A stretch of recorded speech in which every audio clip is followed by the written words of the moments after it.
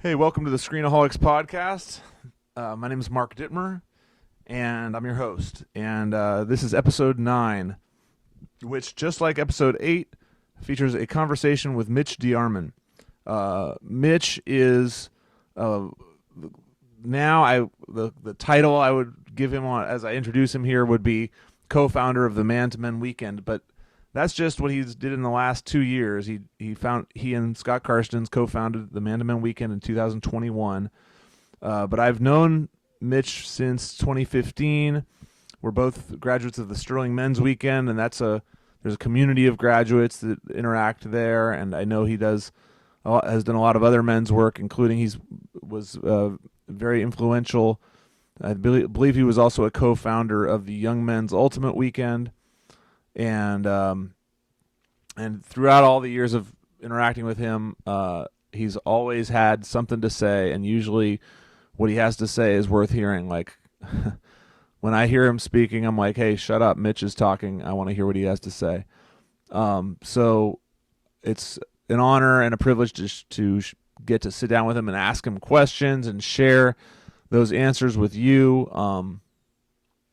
And the Man-to-Men Weekend is going to have, I believe it's the 8th Man-to-Men Weekend will be this coming March 15th, 16th, and 17th in Occidental, California. The cost is $500. The website where you can register is man-to-men.org. And it's, I can't say enough good things about it, so I'll just leave it at that and say thanks for coming to enjoy our conversation. I hope you, if you haven't already subscribed, please click subscribe. You're getting in on the ground floor. We're just, this podcast is just getting its legs beneath it. It's immature at this point, and we talk a lot about maturity in this podcast. So looking forward to recording many more episodes. If you have any ideas, someone who I ought to interview, leave it in the comments. And but thank you for your support. It means a lot to me. Really enjoy doing this, and hope to have many more conversations for you in the future. With that, let me now not delay and go ahead and present to you this conversation with Mitch DeArmon. Okay, so Mitch DeArmon, good to see you again. So I promised you reader mail, and so we spoke last time you were on the podcast about the knight in shining armor. So, but before I maybe before I read it's a short note. Do you want to just give some context on that concept for people who might not have tuned in? Well, one of the things that I think is important as we continue to dismantle this knight in shining armor, which also plays into this very popular idea of men are protectors and providers, and that the younger men right now are trying to reestablish as their footing for manhood or sustainable or functional or validated manhood is we're all this thing, protectors and providers. And the knight in shining armor seems to exemplify the protector part of it, and I want to take it apart a little bit more so that we can see that it's a very young and immature part of it, because the idealization of that shining armor and who the knight in shining armor is in relationship with, and which is generally a damsel in distress. Yeah, it makes me think of fairy tales. Like, yeah. What's your favorite fairy tale? Do you have anything that you think of when you think of the knight in shining armor? Like, I normally, just always default into like the she ate the poisonous apple, she fell asleep. The knight in shining armor comes in. Prince Charming. Snow White. Snow White is a Snow White. Maybe. So I'm sure I had a childhood, but I'm not sure that any of those things. I was probably interested in baseball and not in fairy tales. But I did get enculturated into this idea that the knight comes in, he kisses her, wakes her up, and they go off and they have this relationship. And I know that it's become somewhat comical, or at least we've made some attempts at invalidating the happily ever after concept. And I want to validate how important that is, because of the maturity level in which that idea comes from. First of all, the damsel in distress who is in the relationship doesn't have any responsibility, and so I want to address that. But actually, so there's an interesting thing about Snow White. I don't know. Have you followed it all? You know, they were going to make Disney was going to remake Snow White, and then there was some controversy because they had the actress who was going to play Snow White was interviewed, and she was kind of like, "Oh yeah, no, we're not going to do Snow White the way we used to do it. Like our heroine's not going to wait around to be kissed by a man, and it's not about her finding love. You know, she's going to be a strong woman." Like her, you know, so it was kind of like a repudiation of the. She's like, well, that was 1935, 85 years ago, and it's, you know, so it's really in need of updating. And then there's like a conservative backlash to that, where they're like, well, hey, what the hell? Snow White's the legacy of the thing, and well, I don't, and I haven't followed any of that, but I also think that there's a perspective on it, since so much of the attack on the fairy tale to begin with comes from the feminist movement, and so they want to make it about the young man and the young woman's relationship and those roles, but they're not really making it about who poisoned her. And they're not really trying to deal with this other relationship that seems to still go unaddressed about the older woman who poisoned Snow White to begin with, where she needed to be woken up first of all. And that's it's a big point, is that how many of our older women are giving life-sustaining information to younger women so that they don't fall asleep, so that they are awake. Yeah. Or are they just dancing them down the trail of whatever their older woman agenda is, and feeding these younger women with bogus information that's putting them to sleep? Because a lot of our younger women who have adopted a feminist attitude are hugely dysfunctional in relationships. Yeah. Our relationship status is not getting better. So you could basically say, if you want to make it about the man-woman relationship, since that's what I get to go by, is that poisoning of the young woman by the older woman has gotten worse, because our younger women are more entitled, our younger women are more demanding, our younger women are lazier than they've ever been. They have less and less expectations on themselves for their own performance than they ever have, and are more demanding on what men should do for them, and many times it's what they can do for themselves. So what they think they deserve through this poisoned apple that they ate has gotten worse. So they can have this other attitude that the struggle is between the man and the woman, really. But I think what you're talking about is the wrong relationship. Okay. That relationship, that whoever said what you're talking about, Right. that part of the relationship needs to be addressed between the older woman and the younger woman.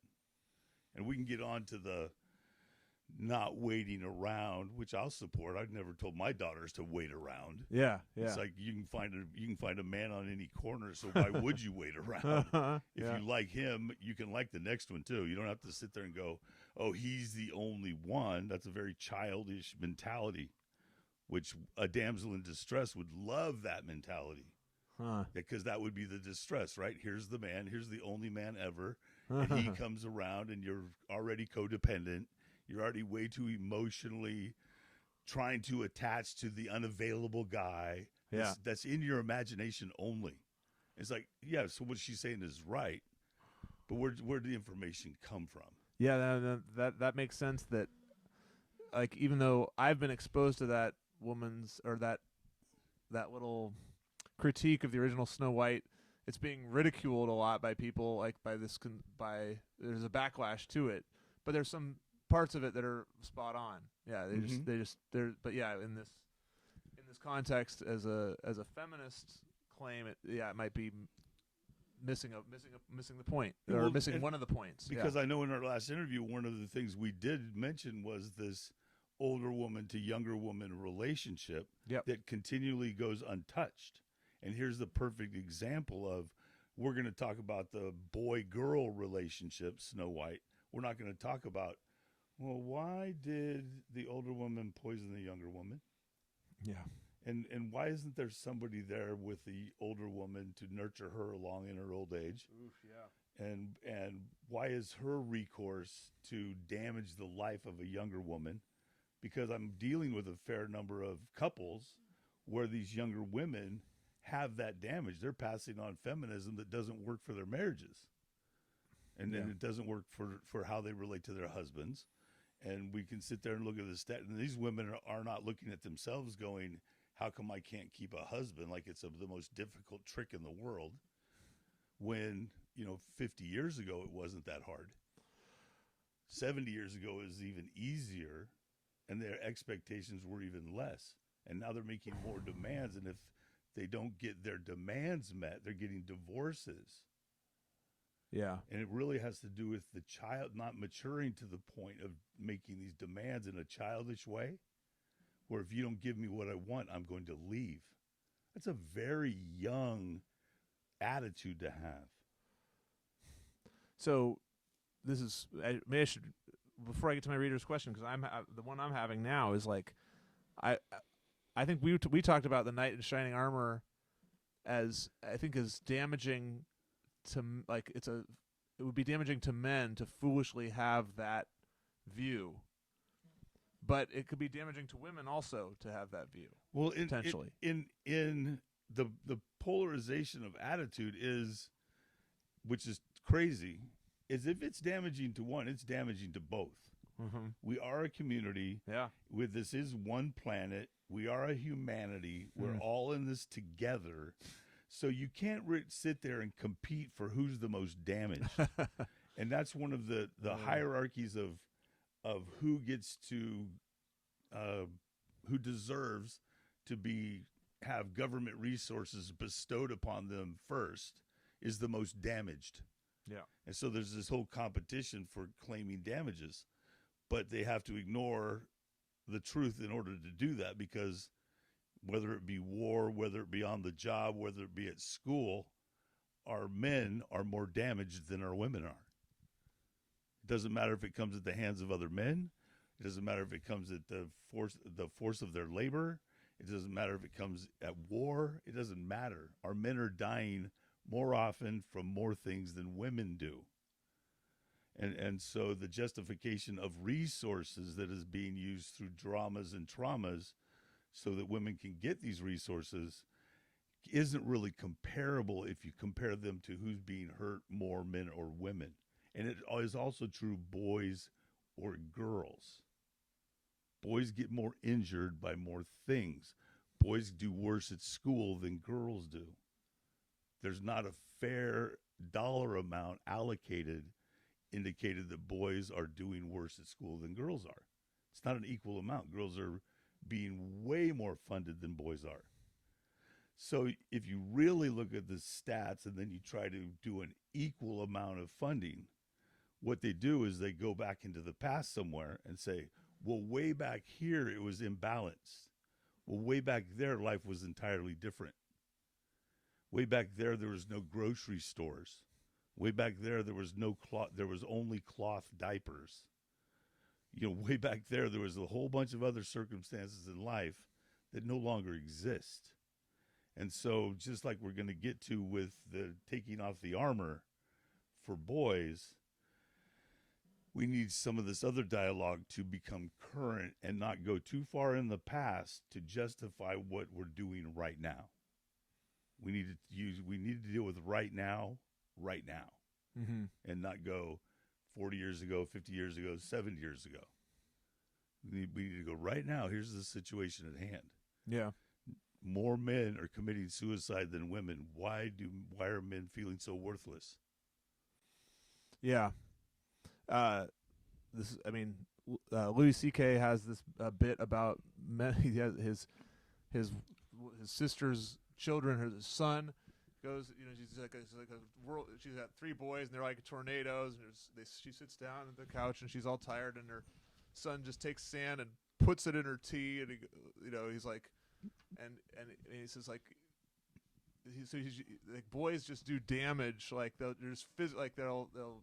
run around in circles. Like they'll run you around in circles. They run like, and he says, whereas his little daughters are like, oh, they're very, she's like, why can't I just have had girls? They're very sweet, whatever. But he's like, no, they're fucked up. Like they'll, his daughters go up to him and say like, my sister's toy broke. I want you to break. Or my toy broke. I want you to break my sister's toy so it's even, And then she makes such a deal out of it that he's like, and I did, so she stayed on me, so I did break it. You know what I mean? But like he says, for an adult, like a man will like cut your arm off and steal your truck, but a woman will break your soul. So it's this whole like. But is it possible that men, I guess to relate to what you're saying, is it possible that men are more physically, physically harmed, but women are more psychologically harmed just based on the way we're built? I think that there is some truth to that as a possibility. I would argue the point saying that how we express the damage is different. I wouldn't say one is more damaged than the other, but I say when I start expressing the damage that I've been through, and how she, my counterpart, is expressing the damage she's been through. Like maybe she cries.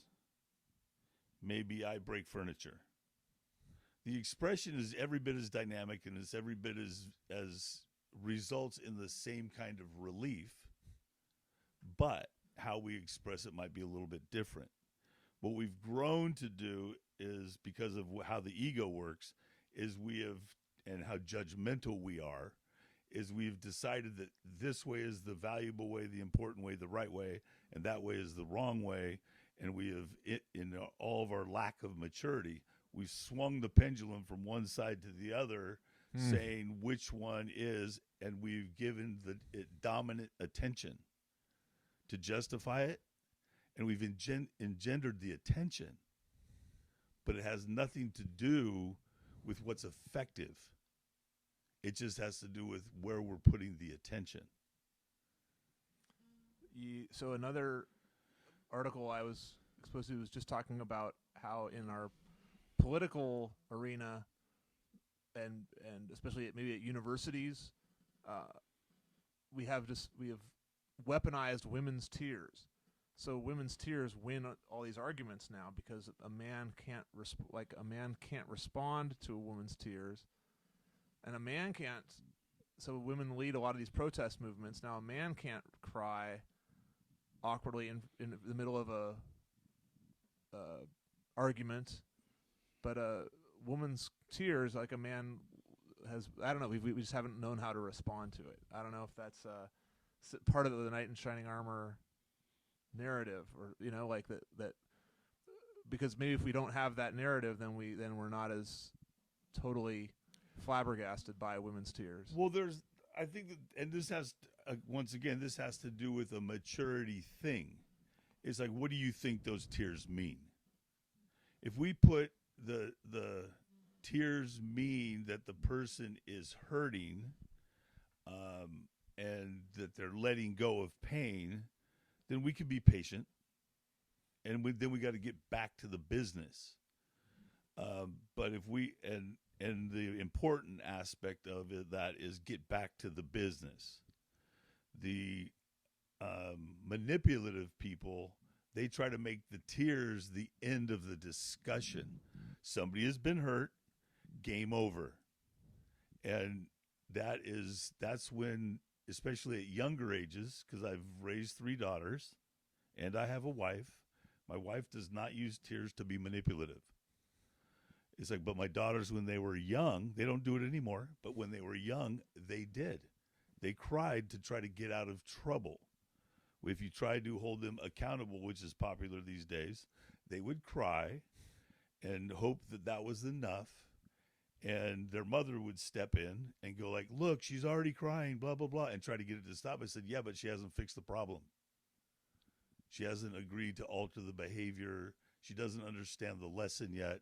And I would not stop until there was an understanding, because that understanding is what brings forward maturity and the ability to alter the behavior so they don't continue to cause damage with their own behavior. What we see these days is people cry and then they continue the behavior. They continue to cause the damage because people let them get away with an emotional response as the end of it. Can't you see that I'm hurting? It's like, well, the tears don't indicate pain.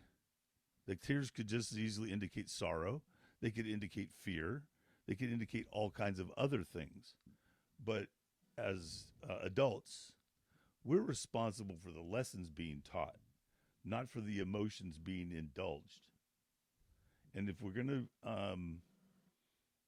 to continue to practice this behavior of making decisions based on somebody else's emotions, we're going to be set up to be tricked, to be manipulated.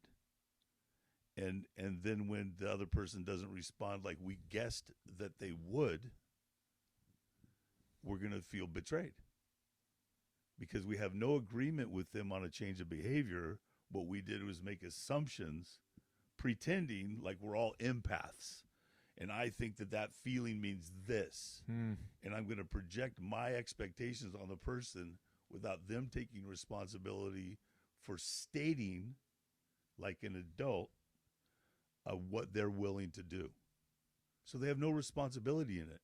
And that's why you see a lot of these people who are highly emotive, they never change because they're never given or expected to take responsibility. All they're given is more attention for their emotions.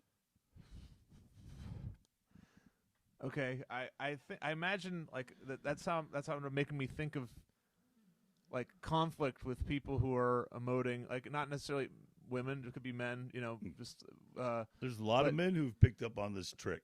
Yeah, I think I've heard you talk about it on another podcast about men, especially young men. Yes, a young man will cry to get out of trouble. I've seen him do it in jail for horrible actions, and I've seen females respond to these young men like they were little boys. They'll respond to these young men who have physically hurt people when they cry like they fell down and hurt themselves and they have a boo-boo. Oh, God, he scraped his knee. Look, he's crying. What a boo-boo. Let's put some Bactine on it or something. Right. And what they did was they stabbed somebody or they shot at somebody. Right. And they'll treat that, they'll be so enmeshed with the emotions that they'll totally lose sight of this was a horrible act of violence that somebody could have died from. And this kid is crying, and you're going to not follow through with humanizing the entire experience. You're going to dehumanize him by breaking it down into only emotions and no responsibility for the actions. Yeah, so then humanizing it would be like the actual violence that took place. There's somebody else who's maybe not in the room, but they're stabbed now or they're wounded, and you're going to pay their hospital bill. Right, there you go. If it takes you 10 years to work it off, you're going to pay it. Yeah. It doesn't matter what your other circumstances are. It doesn't matter if you go to college or not. You're going to pay the bill. What I was imagining in recalling incidents where I've dealt with somebody, in maybe who's emotional is like just discomfort. Like, I imagine as a parent, like, was it as a parent where you had all those or most of those experiences? Where you where does one get trained to sort of hang in the breach and handle whatever emotional outburst? Because it might not be tears, it might be anger, right? It could be somebody breaking furniture, like you said. But like, how do you know? How do you have the maturity to, or what does it look like to develop the maturity to see a conflict and be like, okay, this is where this has to go? So I don't know if this is in context to what you're saying. However, let's say something got damaged, a person, place, thing, whatever you want to call it, Mm-hmm. and there was some kind of reparation needed. Nothing needs to be done until the reparation is complete. So, say you broke a window. It's like you don't need to punish them, you don't need to congratulate them, you don't need to do anything until, like, at one point my son broke some windows, and I was sitting there looking at him, and he was 5 or 6, and of course, those were my windows, and they cost money, and I needed the windows so the wind didn't blow freely through the building. And I saw a whole bunch of inconveniences lined up because these windows were broken. Now, I could have taken an adult perspective and gone like, that was the dumbest thing I've ever seen in my entire life. What in the hell do you think you were doing? But I'm talking to a 5-year-old. Now, why would a 5-year-old break windows? Is he being malicious? Well, he didn't seem to have any anger, rage, frustration going on to be malicious, so I couldn't assume it's that. Do I think he's just a mean little prick and tyrannical and trying to hurt me and make my life inconvenient? I think he's way too self-centered for that. He is 5 after all. So I asked him, I said, why do you break all these windows? And he looks at me with his beautiful little eyes and his smooth little skin, and he goes, I like the way it sounded. And it's like, so how do you punish that?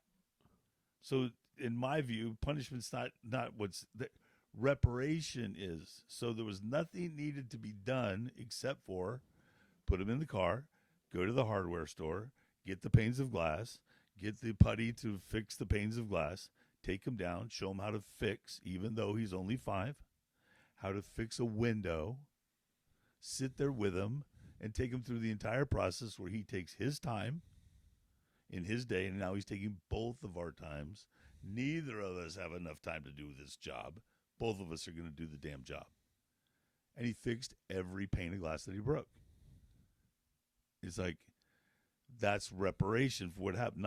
And I didn't say at the end, good job. At the end, what I said was, would you please not break any more of my windows? And he said, okay, Dad.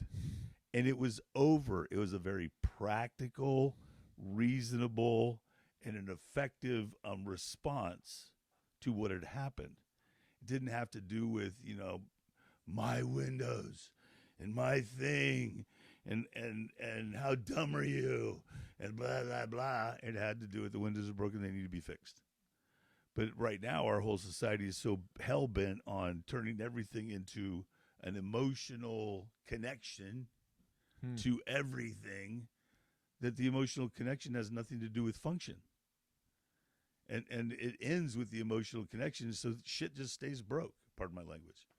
But it just stays broke. And so no one has to take responsibility for things moving forward. And we are going to get to that shining armor stuff, right? Boy, we took off flying on this thing. That's good.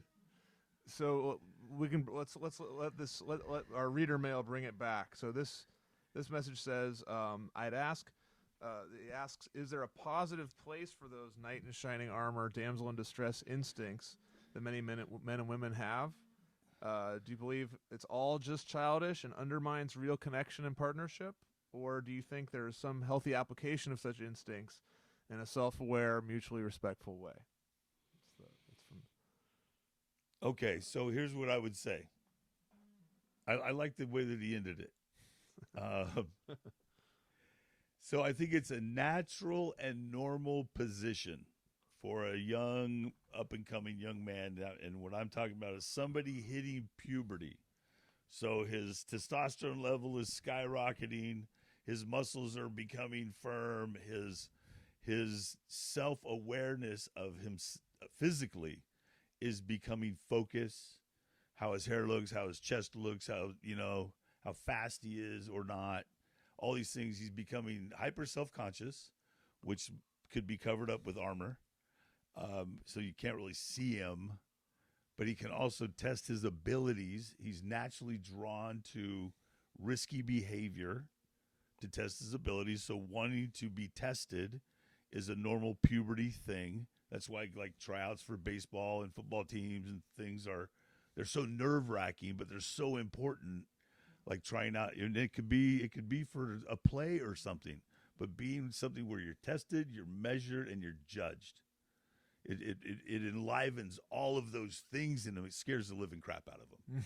And so putting on the armor and making it look as good as he can make it look, and he's going to take all the courage he's got, because testosterone will allow you to do that, and step out there and do that. And now the most important thing is in the wake, right? A damsel. Because the most powerful force of the universe is at play. Procreation. Everything depends on him being successful to do this one thing. His whole biology, beyond his psychology, every instinct is designed to enable him to do this one thing. I know this great psychologists agree, but he's here to do that. He is here to, and she gets to choose, and he wants to be chosen. So the risk is high. Keep exposure at the minimum. Armor yourself, because this is scary. It's going to get seen. And go out and do. Well, how do you find her? Well, do you think she's willfully going to step out there and go, hey, I'm judging the crap out of you right now, and I'm deciding whether you're going to measure up or not, because I have a job to do?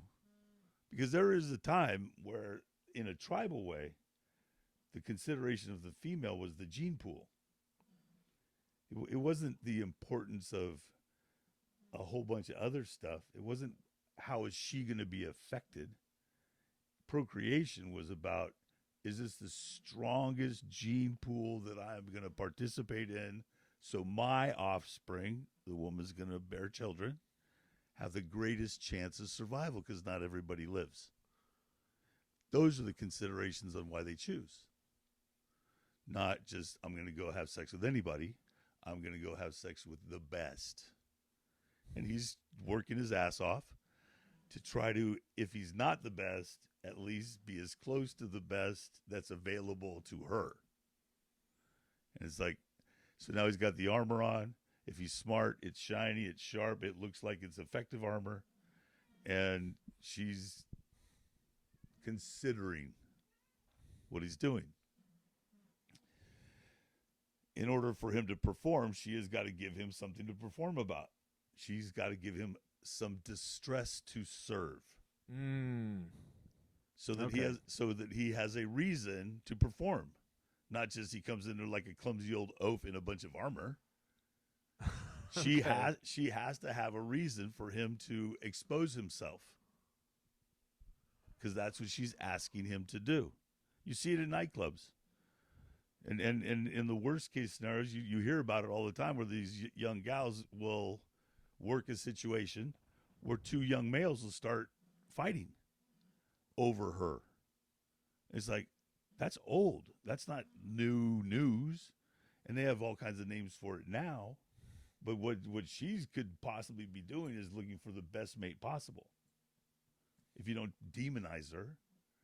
And these guys are trying to prove themselves as the best mate possible. It's like, okay, if you get down to the nitty-gritty, who's going to expose themselves? Somebody wins, somebody loses. They're supposed to, what we've done in time is we created rules of engagement so that we don't have a bunch of dudes going around killing each other all the time.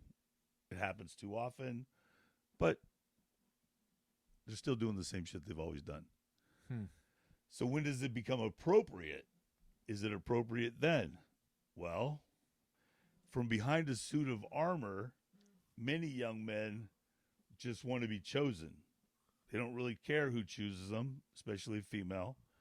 They will settle for being chosen.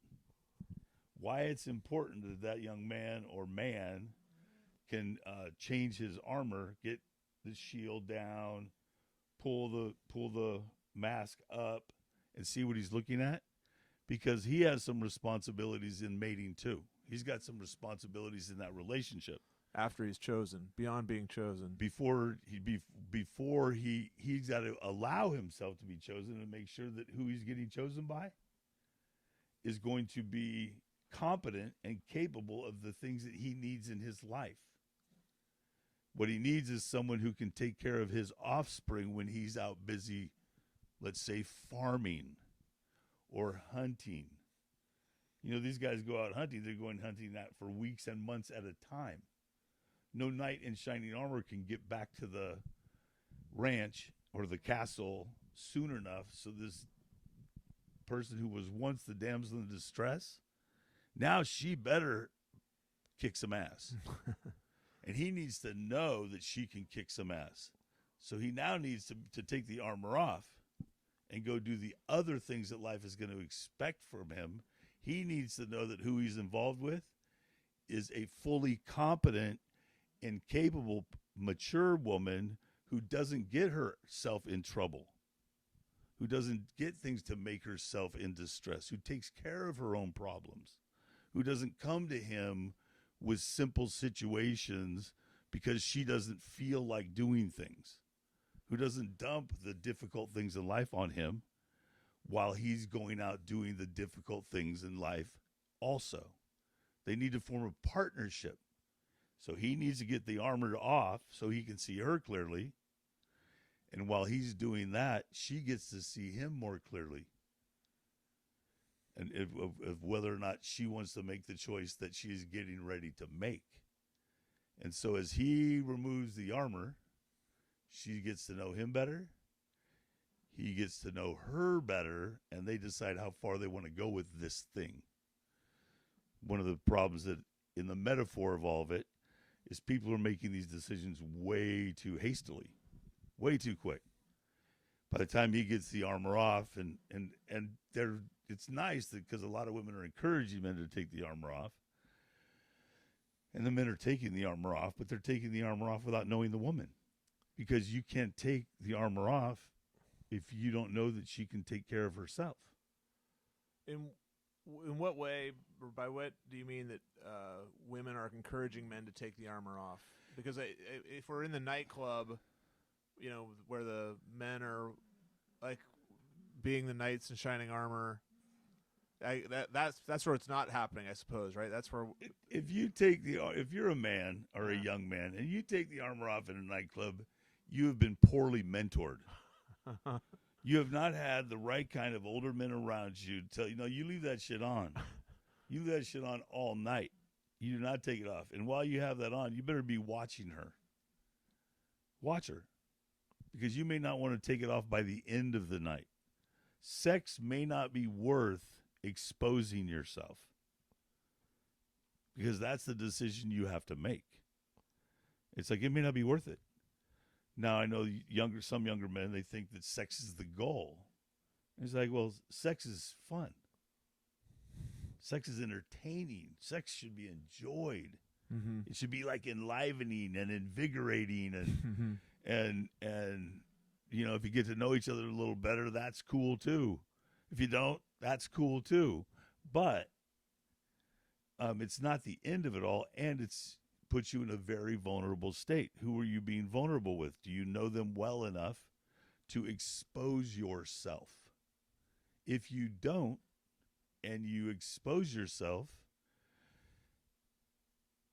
you're gonna have to deal with that kind of vulnerability. It's like, okay, I know most of the time when they use the word vulnerability, what most people say, and these are the sickest people, is they say they really want to see you cry. If somebody's telling you to be vulnerable because they want to see you cry, don't talk to them ever again. Because it's a very sick thing to ask. It's not a healthy thing. And they'll come up with things like, you know, vulnerability is really strength. And they'll make it sound like something. Vulnerability is something that happens. Crying is something that happens after you've been injured. These people who want to see you cry, they think the crying is the vulnerability. But what they've ignored is that you came to them injured, and they want you to expose your injuries. See, I guess I haven't known those kinds of people intimately, but I can sort of imagine it. I can imagine them because like I know those types of movies that are like, oh, where there's a part where it's like, oh, it maybe makes you want to cry or whatever. I should notice I try to avoid saying that it made me cry, like it didn't make me cry. But You get old enough, all kinds of stuff makes you cry because you have like a big long past and you've been injured a lot, and so a lot of things percolate to the surface like really inopportune times. Well, like, but I guess those things that make you cry, but they're like you think it's good if good art ever makes you cry or something like that, right? Where something where it's something very human, like, and then I can imagine like walking away from that and saying, oh, that's a good movie, and then I'm gonna make those moments happen more often, or maybe that's like that could be like a pathological result of seeing a moment like that, or is that what you're sort of saying? That the people that you should get away from, the people that want to see you cry? Yeah, that are sitting here. You're having a regular dialogue. Maybe you're friendly. Maybe you're getting to know each other, and maybe it's too soon, or maybe it's just a part of a discussion. If my interest is in seeing you cry, I'm a little perverted. Yeah. For me, it would be like that Sarah McLachlan Arms of the Angel, because I've known a whole bunch of dead drug addicts, which is songs about her brother who dies in a hotel room and blah, blah, blah. And so since I have that background of knowing actual dead people, that song comes on and the sweetness of her voice just resonates inside my body and all the sorrow that goes along with that. Okay. And so, but people who, if you're having a conversation and I don't know you very well, and all of a sudden I'm trying to get you to perform for me, it's like, do you really want to know all of my pain? Well, I was speaking with the congressman from San Luis Obispo County's partner, and she was going into this whole vulnerability thing, and I said, well, do you ever ask him how angry he is? You want him to express his emotions. Do you ever say, like, hey, what is it about being the congressman of the county that really pisses you off? Like what do people do when you're trying to get bills passed and stuff that you just want to kill them? Do you ever ask him to express the rage that he feels when somebody undermines his authority and keeps him from making things better for his constituency? She goes, oh, no, I don't want to see how angry he is. It's like, that person you shouldn't have emotional conversations with that person. With her that this woman that wants to see him cry but not she wants to see him angry because she wants to see him cry. She only wants to see one feeling. Yeah. She doesn't want him to see. She doesn't want to know what's going on with him. She wants to see him perform this one act. What she's not interested in is the amount of pain he goes through day in and day out, dealing with all of the things he has to deal with in a man in his position, and what that actually takes to go to work every day with people who are arguing against him for things that are reasonable to benefit the county that he represents, and how frustrating that is because they have another agenda to build a freeway or whatever their agenda would be. Mm-hmm. She don't want to see all those feelings. She just wants to see him cry. And what I'm saying is that's a very perverted way to relate to somebody. It's selfish, right? And they think that it's for his own good, and it's not. It's your voyeurism that you're satisfying. Yeah. Selfish, yeah. You just want to see something. It's like, and the sad part about it is, how many days a week does that person come home and get ignored because those feelings aren't being noticed the way that he expresses them every day? Right. But that's a time where it's good to have the shining armor if people are trying to get you, they want to see you cry. Leave it on. Okay. So where is it happening that so that's one instance mm-hmm. of where the women want where people are asking for the armor to come off, but the armor should come off, you're saying. I am saying that. So where is that? So say I get to know somebody that I'm dating. I get to know them pretty well. They are self-contained. They have their own feelings about things. They don't set me up for conversations that turn into arguments over issues. You know, if they ask my opinion about something, it doesn't turn into a discussion that they're arguing over. They don't try to find ways to make my opinions correct or incorrect. They don't set me up for fights and arguments and things like that. That person is mentally safe. So what comes at what do you think? It'd be fun. I'm saying this for fun, so nobody react. You know, what do you think about Donald Trump? So let's say I love Donald Trump. I think he's a great guy. He's a great businessman. He makes great business decisions. I come up with this whole list of honoring and respecting and validating the life and existence of Donald Trump. And if they turn that into how dumb I am and how stupid I am, and they want to get into a slaughtering Donald Trump's character, they're revealing something about themselves. And I need to pay attention. And the armor needs to stay on. Because it's guaranteed that they're going to treat me that way. That as soon as I don't meet their approval, I'm going to get wiped out. Just like they did when they didn't like Donald Trump. As soon as I do something they don't like, doesn't meet their approval, I have a difference of opinion, they're going to do it to me. Leave the armor on. If they go, wow, you know, let me give that some more thought. I never really thought of any attributes Donald Trump might have.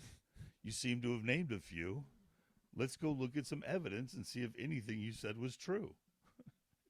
and they go and they do their own homework and they find something out. If they answer like that, I go like, okay, man, I'm going to take one of these metal gloves off. You don't take it all off at one time. Okay, I can take the helmet off now. It's like, and then take a little bit off. Make yourself a little more vulnerable. And while you're doing that, what you want to find out is, if you want to have a mature relationship, while you're making yourself vulnerable, are they setting themselves up to protect you? Because it's a reasonable request for a man to ask for a woman's protection if he is going to become vulnerable. If you're dealing with an adult woman, honey, I got to go to the hospital. While I'm at the hospital, these things still need to get done. Yeah. Can you do them? Or will you do them? They're my responsibility, I know. But I need you to take care of my responsibilities because I'm going to be vulnerable and not available. And she's one of those kind of women who will say, of course I will. Because we're partners. And when you can't do it, the normal things you do, I'll take on the responsibilities and I'll take care of them. Just like you would for me if I wasn't available. It's like, oh, this person could be a partner I could be a partner with. Well, when you get to the point where they could be a partner, you can take the armor off. So that's actually a pretty so the knight in shining armor is actually not looking that bad because they're, you know, you need the armor at the beginning, and then you just need to vet the princess or whatnot. Yes. The damsel, so to speak. And then you can take the armor off. So so maybe the damsel in distress part is the more and even the damsel in distress part, we say that has its function because the woman is creating something for the man to expose himself with or prove himself with. But maybe that part is less. Less hopefully important. what's going on is, well, there's got to be a female counterpart here. Well, she's learning from what's going on too. This is not two people who are growing in a void. They're a partner. They're becoming partners. They're making agreements. They're discussing things. And they're coming to conclusions about how this thing's going to operate, how we're going to function together. I'm better at this. I'll do that. You're better at that. You do that. We'll just figure it out. You're better at this, but you don't have time, so I'll do it, blah, blah, blah. You know, it's like my father used to say, one of my father's phrases was this. He'd go like, well, what kind of man would worry about that? because in the late '60s, early '70s, there was the whatever was going on at the time, and a lot of men were coming. Things were being said like, what kind of man would do the dishes and things like that. The stereotypical things that became stereotypical later. Archie Bunker was happening, and my father would say, well, what kind of man would worry about that? And what kind of man would worry about who does the dishes? Yeah. It's not a very good measurement of it. And he made help make things clear, like, some things aren't the measure of the man, but when we're younger men, when we're less mature men, we don't have good mentors. We use unrealistic measurements for what being a man is. And that's why you got to be careful, and having good mentors is important, because a good mentor will tell you, like, take the armor off incrementally, not let you go, oh, it's time for sex, I think I'll rip all the armor off. It's like, which may end up being a very insidious way to get yourself killed. I'm reading the definition for damsel. A young, unmarried woman, formerly especially applied to one of gentle birth, maid. A shoe-shaking projection on a... Okay, I think it's that first. The first definition we're looking at. Yeah. So so in the class system of the times, where there was young women who were of gentle birth, they were probably associated with a castle. Probably a castle that the knight in shining armor was closely associated with also. But in the Man to Men weekend, one of the things I like to talk about is once these damsels become responsible, they move up to another level. And if they're not entirely, just for the sake of the discussion, let's say she then becomes a queen. It's like, well, it's a big fat mistake for you to stay a knight if she becomes a queen. And if a man does not mature in the mind about what his position is, and he remains a knight, he lives the life of servitude to the woman, which will end up either depressed. He'll be depressed all the time. He will not be invigorated in his attitude and outlook on things. He will just do things from a listless point of duty. But he won't have any real passion for it. But if he assumes the next level of becoming a king, it's an amazing thing, because you know what that queen will do? If he takes that armor off, when it comes time to put the armor back on, she'll help him. And if he goes down in battle and he's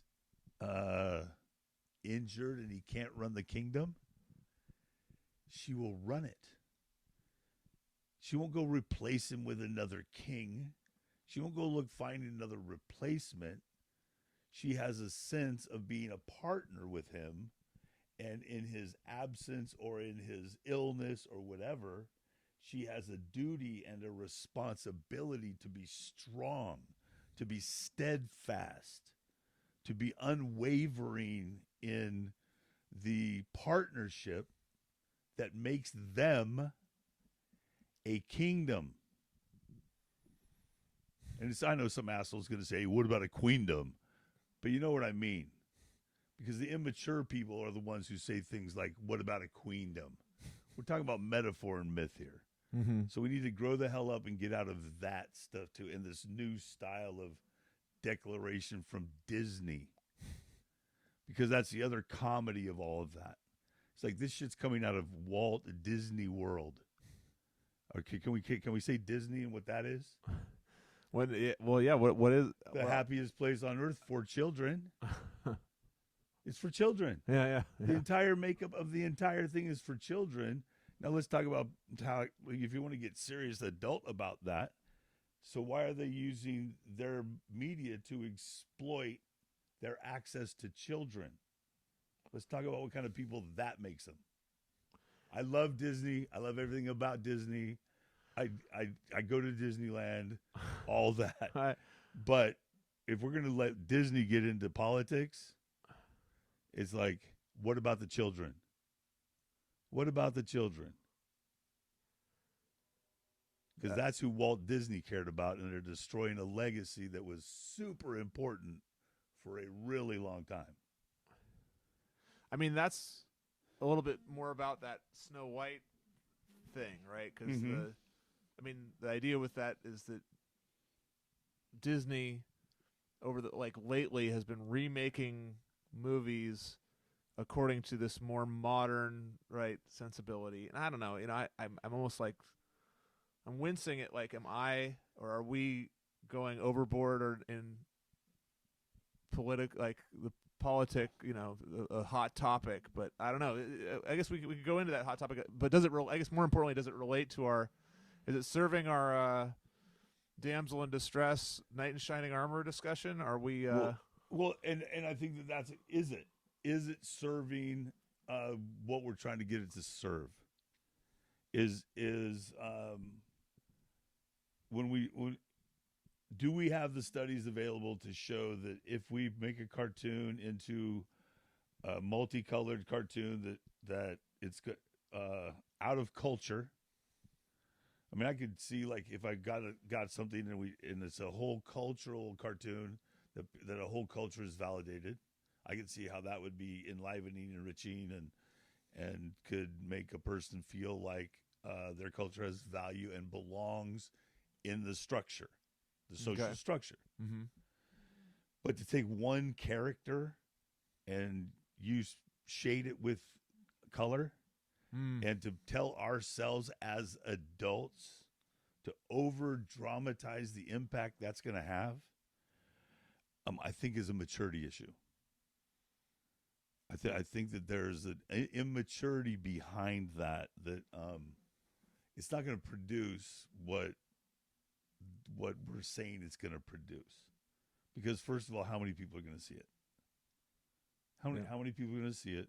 If I'm a little kid if you don't sit there and tell me, hey, did you see that happened? That thing was this color instead of that color? And that means that you're included.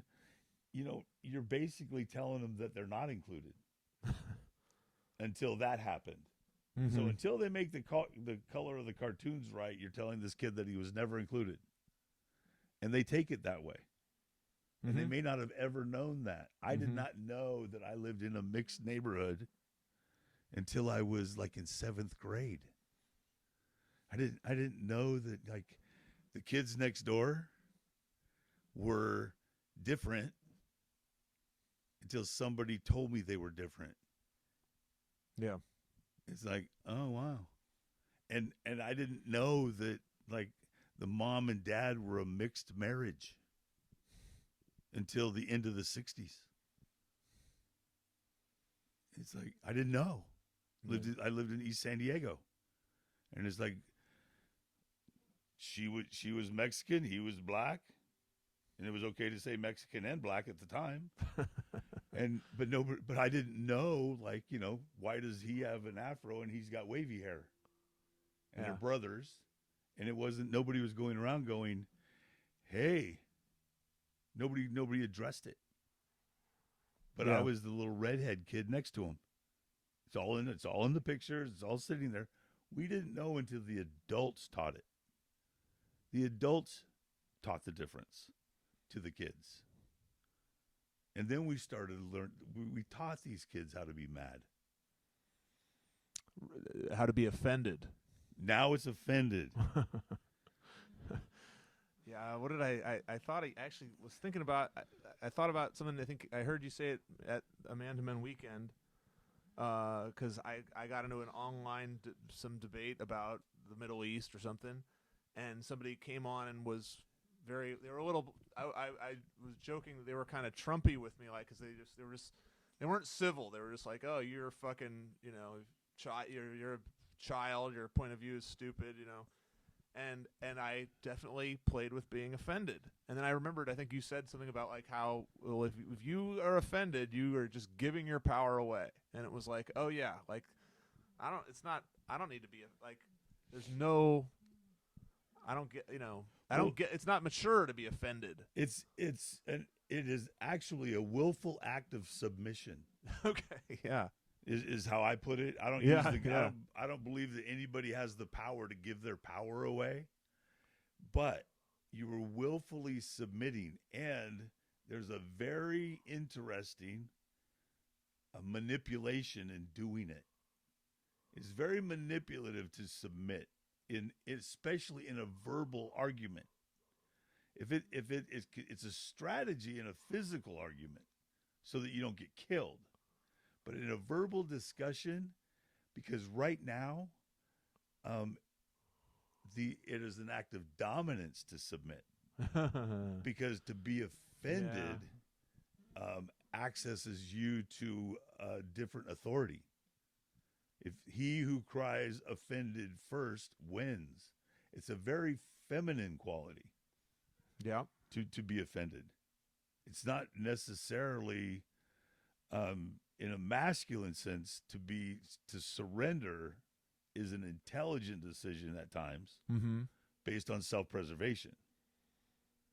But to be offended emotionally, you first have to make up the right emotions and be clear. All of the emotions are made up. I think that I can see that, but it might be good for you to talk me through it. Even like I can know that I felt some emotions when I was getting offended, and then As we do. as I was like, and it was a little bit like slamming a door. Like it's all online, so there's no door to slam, so to speak. But it's a click, block or whatever. It's like, click cancel. And it's there's something going on there, and then I realized it and tried to circle back a little, but it was kind of like, oh yeah, that was Okay, like so let's pretend that the brain is attached to a nervous system, okay, and that the nervous system is attached to every part of the body: ears, tongue, eyes, and everywhere else. Yeah. Whatever other ones. So, and to emote is a result of receiving information through the nervous system. Because emotion is a decision. It's a judgment. Yeah. So something happens. Johnny the knob says something and all of a sudden I say something back based on responding to Johnny the knob. And then he says something back. I make a judgment about what he said. I can either make it personal to myself, or I can see it as he's revealing something about himself. If Johnny the knob is just being a knob, then he looks like a jerk.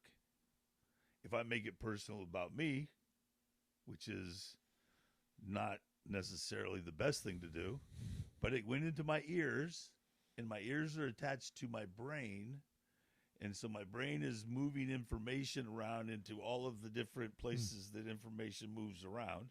I'm making judgments about that information, deciphering it into meaning of some kind, and then I decide what will my emotional response be. I could be offended, which means that I have been attacked.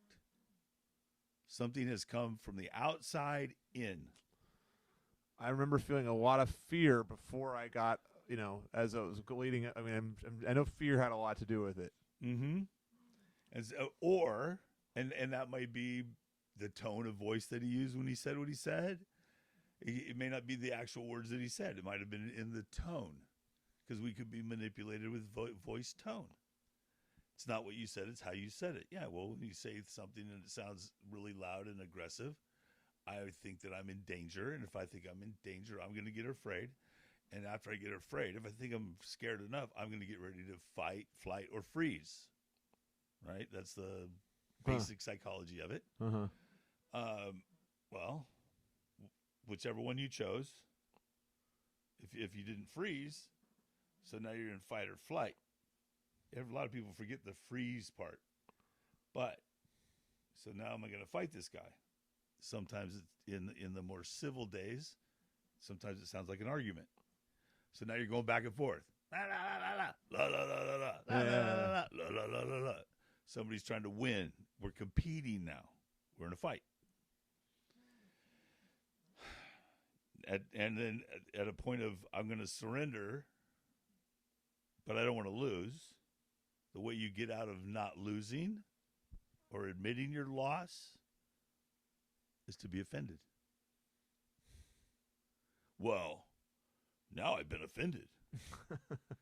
I've been arguing, and now we're the last moment of where I should be either accepting defeat, accepting loss, or because it's not so serious that I'm in danger, so I'm not going to run away. It's like, oh, I'll just cry offended, and offended actually pulls a win out of the loss, because in the state we're in right now as a culture, being offended is an advantage. Yeah. Because it takes you out of responsibility for every time you were responding like a prick to that guy before you got offended. That's right. You probably weren't at your very best behavior leading up to being offended. Might have said some things that didn't shine the greatest light on your genius and intellect. And then when it got bad enough, you're like, oh, you were in too far, and everybody saw you. It was the fear was all around, my need or wanting to look good. Like my whole online presence is this whole like look or whatever, and it was like, oh, I don't feel, sophisticated here anymore, Yeah. Yeah. So it's like, oh, and then you get offended. And it's like, does that mean that they were being offensive? Well, if you're on a phone or online, you physically cannot be offended. right.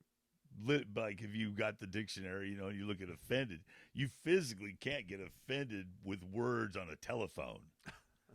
You can egotistically get offended. Right. That sounds more like It's like, oh, you hurt my feelings. It's like, oh, because what you said, I'm feeling like this about myself. So in my self-centeredness, I don't feel good about myself because what you're saying right now doesn't promote that in me. Like, oh, crap. And now we have raised an entire culture in the last 10 years of you can manage people with words. They have it measurable. Facebook or any of those platforms, they can send out things and they can guess within percentages about elections just by saying something bad about or good about somebody. And it's like, and they have like statistics to measure it with. It's like, oh, and they want to control it because I'll bite and I'll involve myself with it, and I'll say Trump is this and Trump is that. And the crappy thing about it is I have no way to know if it's true. mm-hmm. I don't watch the news much unless somebody guides me directly to something, but I don't even know if I know all the letters. I know I've Fox News and MSNBC, or somebody's the good guy and somebody's the bad guy and stuff or whatever. And it's like, and these guys come up and they say who the horrible people are and who the not horrible people are. And they're gathering their information from the media and they're formulating these opinions and they're getting in passionate arguments and saying crappy things about people that they've never met, but they heard it on one of these stations that has a vested interest in you saying crappy things about somebody because they're trying to sway the attention of I want you to love Putin this week and the other guy the next week and whoever you're supposed to like or dislike to manage their own investments. And it works. It now this feels like this is trying to think very big, like I kind of think about with man to men, or what, like a lot of times we try to think like about what we can manage, like I can manage myself. It's like the Jordan Peterson, make your bed and then you can go. Maybe then we'll take your opinion seriously about the whole greater world. Right. I notice myself, like, as I try to. So like the knight in shining armor is useful conduct for you as you walk out into the world and have a relationship. But when we start getting, I admit, like, my brain gets overwhelmed a little when I try to think of the implications for the wider society. Does yours too? I mean, it's how am I going to use the information? Because right now we are so, and I think this is super important. Because I do it on my own podcast. You can go to the Man to Men, and I'm putting things out on Instagram now. Because my main drive right now through meditation is think for yourself. Memes are so popular right now, and passing on. You send a meme on your podcast, and then all of a sudden I send the meme on, and somewhere down the meme road, people are arguing or saying, "Oh, this is so great what you sent," and they'll give the person credit for a meme that is the 12,000th time it got sent, rather than, okay, it gave you an idea. The meme gave you an idea. Good. Did you come up with any more ideas from it? Because the only thing that makes you human is your ability to create. And so if you don't take these good ideas or bad ideas and take responsibility for having the idea, whatever condition you have it in, and take responsibility for what you turn it into, you're a puppet. You're just a puppet. So even like we're doing what we're doing right now, and I'm never doing anything so somebody can say Mitch said. It's like, take it, and however you use it, take responsibility for how you use it. Yeah. But it's like, there's a couple of, it's like gun control. Yeah. It's like they want to blame the gun, not let the person be responsible for how they use it. Or 12-step people, they want to blame the drug. And they actually personify drugs and alcohol. It's cunning, baffling, and powerful. It is none of those things. It doesn't have those characteristics, qualities, or abilities. But they've sold an organization has sold a product that has helped millions by creating an idea that says this is cunning, baffling, and powerful. And it has no ability on its own. It's not until that person takes responsibility that they're able to change. Yeah, what is cunning, baffling, and powerful is like you when you have decided you're going to take a drink or something like. I mean, yeah. I guess, yeah. And what's insane is I know this is going to hurt me, and you do it anyway. Yeah, and that's very adolescent. Yeah, it's the guy. It's when you first put on the armor. I'm going to put on this armor. I'm going to go put myself at risk. That's dumb. That's dumb. For a species that is geared around survival, it's dumb to sit there and go, I'm going to go put on this armor and go. But we do it. I mean, that's how we make armies.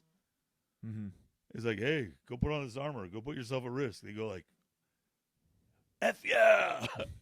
And they generate this kind of egotism because they're predisposed to it because they're trying to grow. You harness it, yeah. They're trying to take responsibility for themselves. They're trying to become more than in some sort of way. And what we're talking about in this podcast is, and then what? Because in order to socialize, you've got to be able to do what you got to do in the armor, which is good. Skills you should have, but you got to also be able to take that armor off and the way that things are going now, I really want to support women to be partners with men by pointing out the qualities and characteristics of women, adult, mature women, that have nothing to do with being damsels, Mm-hmm. that have nothing to do with indulging in the things that distress them, Mm-hmm. and have everything to do with being partners to someone who is willing to put their life on the line for them. Mm-hmm. If I'm going to put my life on the line for you, I want you to stand next to me. Mm-hmm.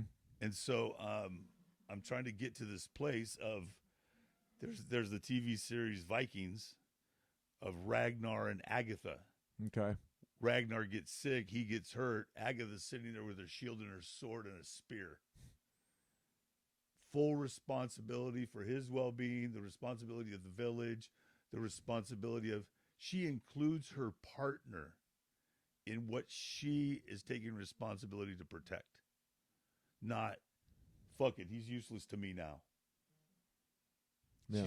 That's what commitment of marriage is the woman includes the man in her realm, her scope of responsibility. Not, she doesn't serve him because she's submissive to him. She serves him because he's a partner, just like he serves her because they're partners. Hmm. Because everyone knows, whether you like to agree with it or not, that men die younger. We get injured more often than women do in all aspects of life. Hmm. Yeah. And all the stats say it, all the stats prove it. We take the nastiest jobs. We're climbing in the sewers. We're climbing up on the freaking towers. We're building the society that gave them the freedom. And then we're getting slammed for the freedom that we gave them. Because, and what's cool right now is you're getting to hear this statement a lot. Privilege doesn't recognize itself. And so the people who have benefited from the privilege that has been provided for them by the men who have built this culture, they don't recognize it because it was given to them. They stepped into it, and they're still going way too far back in the past to justify taking what was built for them. It's like, with no appreciation. Here's the definition of so keep your offend. armor on around her. Around the all right. Just well, here. You want? How can I help? Yes, sir. Taking the armor off. That's where we meant to be before we got so interestingly sidetracked. Verklempt. Reclaimed. My goodness, now I got to get a dictionary again. So appropriate to take the armor off, and it really is an indication of the partnership that you're forming with, just for the sake of the metaphor, the myth. The damsel in distress is now becoming a responsible adult. She takes care of her own problems. She does not live her life in a way that continually puts her in a state of distress. She handles her own business, so to speak. And as the knight sees this, appreciates her newfound freedom that she created for herself by the responsible adult behavior, he starts shedding the armor. And he starts noticing that the freedom that he's experiencing being with this woman and all the things that she is capable of and competent of and has the desire to do so that they can be together. And she wants to get to know more about him, so she makes gestures that make it apparent that it makes good sense for him to remove his armor. She makes it safe mentally, psychologically, emotionally, spiritually for him to um, remove the armor. It's a sensible thing to do. She minimizes the risk because of how she treats him, how she behaves towards him. And even to the point where it metaphorically, um, as he removes pieces of the armor, she takes care of the armor. She doesn't just let him cast it aside. She knows that that armor has a place in their life together, in the partnership. It's not something that comes between them. It's a tool necessary for their partnership. It's important that he has the armor. It's just not appreciated to be on all the time. And so maybe she polishes it up and has a little place in the corner for it to be. And as he removes more and more of the armor and she gets to know him more and more and he gets to know her more and more, he's capable of asking her to take the responsibilities of that she is skilled at and capable of participating like an adult in the risk taking, the protecting of the children, the fixing, repairing things around the house, the all of the things that a man can do, a woman can do. And they're doing it as in a partnership, not as a role assigned from some cultural ideas so that the partners don't have to talk. You do this and you do that, men do this, women do that. They're forming a partnership. But the armor is still present. It just doesn't have to be on all the time. And it's not an enemy to the relationship. It's a tool for the partnership. So these are kind of like things that a man should be looking for in a partner, and maybe that a woman should be aspiring to be in a partner. Kind of, you're talking a little bit about those things. Their responsibilities. If a man wants to provide more intimacy in the relationship, he is going to have to take more pieces of the armor off. And if she wants that to make sense, she's going to have to take care of the armor. Mm-hmm. And because it has to be available, he still needs to be a warrior when it's time for warrioring. Some days it's killing time. And they understand that as partners, it's an average communication. It's not a egoic communication. It's not like you're the warrior and you're the It's like, we need to have this around. We need to have bows and arrows or rifles or pistols or whatever, because sometimes it's that time.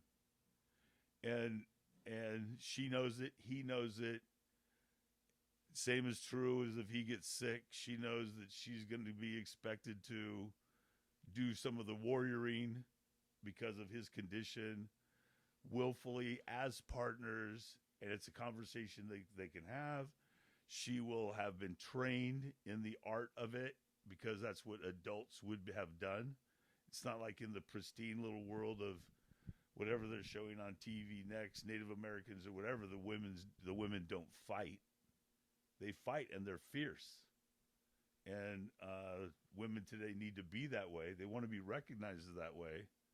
So they should be skilled in the art of war.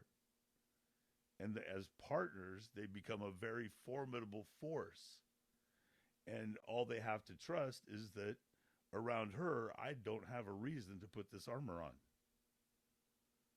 That the way that we treat each other as partners, there's never a reason for me to put this armor on to defend myself against her. And that should show up in character. And if you're not there yet, then you're not there yet. That's what you work towards. And that comes in from mental, emotional discipline. I'm not going to accidentally cut you with my knife. It's like, that knife might be your tongue. I'm not going to accidentally say stupid shit to hurt your feelings. I wouldn't say anything to hurt your feelings because I love you. It's not fair fighting. It's not something we accept as tolerable because it just happens. It's like, no, there's limits to it. We're adults, and we don't allow that. There are people who actually can live this way. We just lost the expectation because the knights who keep their armor on and the damsels who still are in distress are the ones making the rules. And so we've promoted through Dr. Phil and Oprah a bunch of dysfunctional relationship behavior that is totally unnecessary, and actually provided as a reasonable expectation between adults. And now we have people who are getting their emotional feelings hurt. They're getting offended. They're getting all these things because they're still thinking and acting like children, even over things that are obviously ridiculous. Obviously ridiculous. And they're still acting hurt, pretending that they're hurt, which is manipulative. And in that arena of manipulation, it proves that that person is not trustworthy. Keep the armor on. Keep the armor on, because it's total manipulation. It's an attempt of leverage in whatever war they're trying to fight. It's an attempt at leverage, because they want something and they want you to provide for it. And if probably in a they think they deserve it or they're owed it, and they're afraid that it's against your will, and so they wanted to make demands for it, or create a political arena that says that they should get it for nothing. I guess I'm trying to. What does it look like when you hear people who have? Because we talk about the knight in shining armor as like in the nightclub as they're kind of extreme examples, but like what's like a more down to earth example when you see people who have been, affected by that, and are living that, trying to live with the armor or trying to live as a damsel. Like how has that shown up, and how have you seen it? Well, or did you try it yourself, or do you? I think that they still have self. They have a lot of self-talk. They have a lot of promotion of self-affirmations. They still have expectations of deserving, self-worth. And they're still thinking in terms of those things. And simultaneously not realizing that entire mode of thinking is also why they're not fully getting the things done in their life to have the kind of life that they want. You can't really sit around thinking about yourself all the time and do your job. Yeah.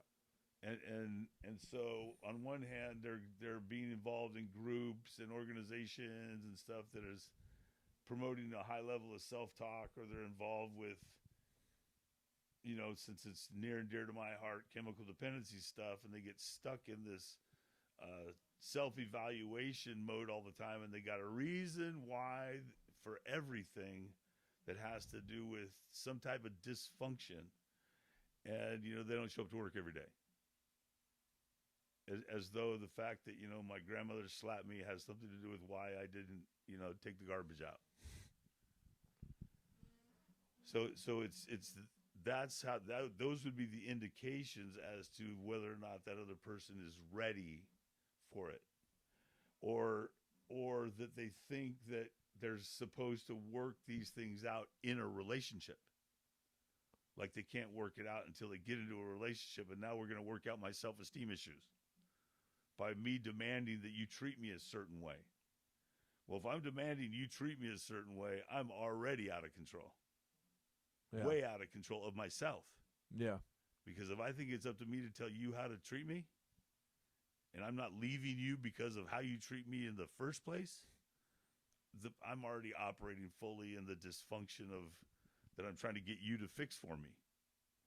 It's like I shouldn't have to tell you how to treat me or I'll leave you. That shouldn't be the discussion. There shouldn't be a discussion. It should be like, oh, you treat people like shit. I'm not coming back. Not a elongated discussion of trying to work out a relationship issue when you've only been dating for a week or two and pretending like we're going to last forever. It's like you're supposed to date to get to know the person. And if they don't qualify, they don't qualify. If their character is not what you want to be around, or they show signs of being negative, being unavailable, or whatever it is, whatever name you want to put on it. And if you don't want to be around it, you don't go out on another date. Yeah. Right. Okay. It's we've turned it into this. Every time a man and a woman goes out, it's supposed to be so that you could get married and have children. And instead of so that you can get to know the other person, see what kind of person they are, and see if you want to go out a second time. Yeah. Or a third time or a fourth time. And, it's like, give it like, in a really good relationship, give it like 10 dates. Don't have sex till 25 dates. Because once you start having sex, it's like you're not thinking clearly. Yeah. Yeah. You're not thinking clearly. Yeah. It's just everything gets crazy and stupid. But who wants to wait 25 dates? If that's like out of the question. Yeah. I just made up the 25 dates just so that anybody listening, I just made up randomly 25 dates. It's not a formula. It's not magic or anything. It's not the number. It's like, but just understand that, if you're there to have sex, though, be there to have sex. Give it your best. Have a good time. Enjoy yourself. But don't put a bunch of other expectations on it besides that. Yeah. And definitely don't expect that you're going to get smarter once you have sex. Because sex doesn't fix anything. It doesn't make anything better. It's just fun. It's like people get all crazy when it comes to sex. They just imagine weird things and they think that sex will make it into something else. It's like, well, hopefully it'll make it fun. Well, as you said, it's the biological imperative. Yeah. Yeah, you should want to.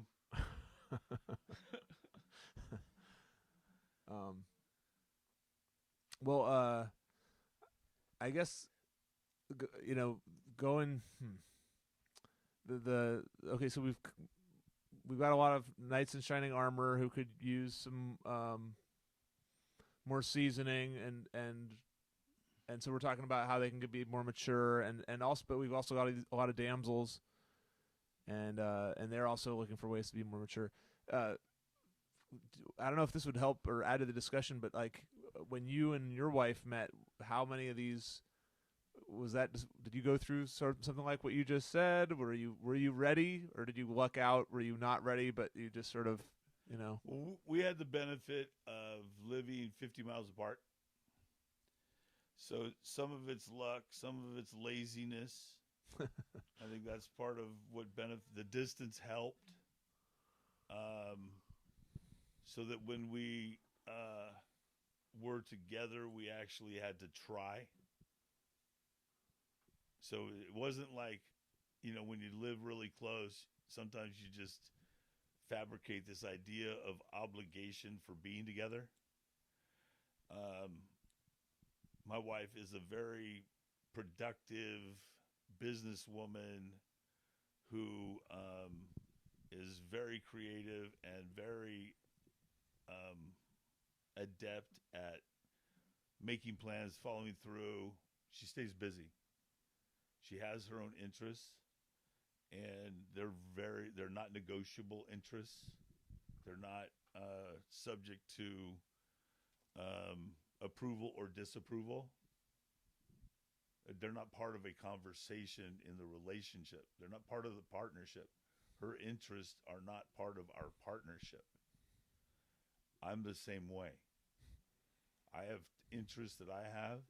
They're not part of our partnership. They're not like, how is this and what about that and blah, blah, blah, blah, blah.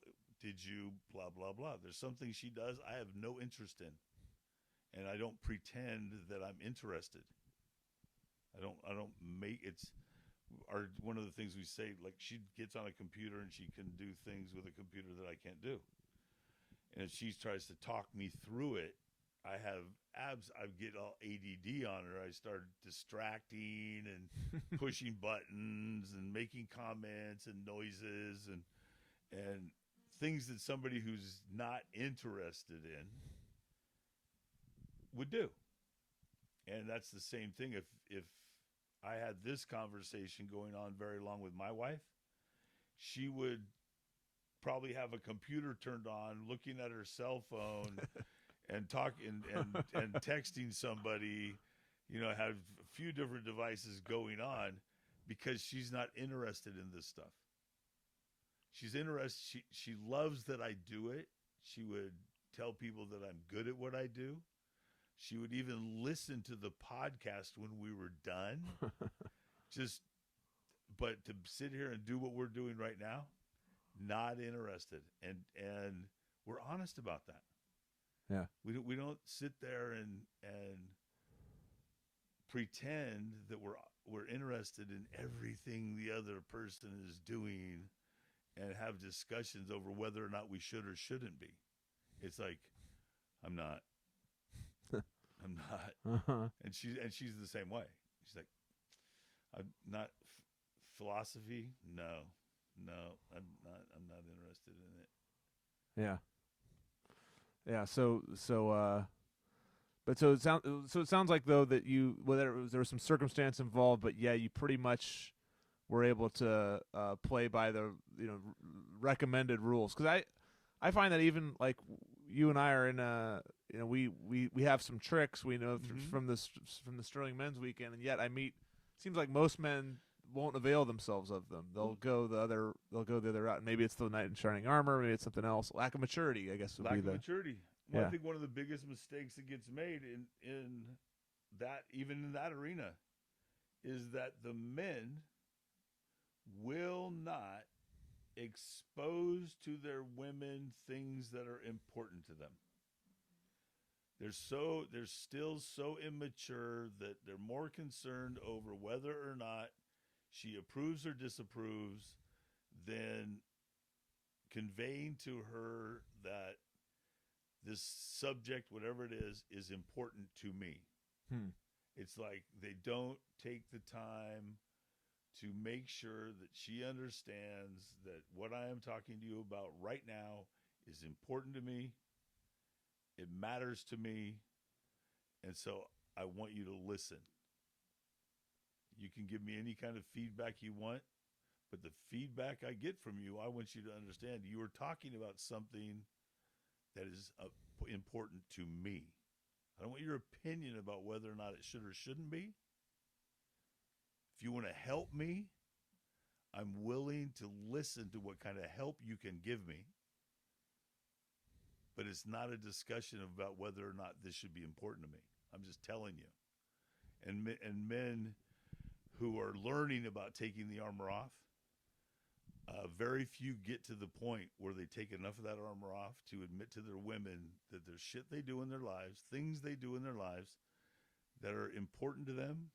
And if they don't do them, they will suffer from all kinds of mental and physical illnesses.